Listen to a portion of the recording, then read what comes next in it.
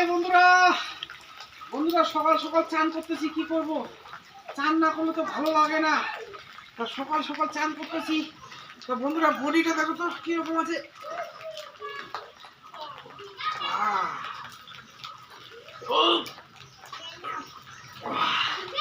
তা বন্ধুরা একটু ব্যায়ামটা করি হালকা ধরনের। ভগবান এদিকে আয়, ওই সাইডে যা।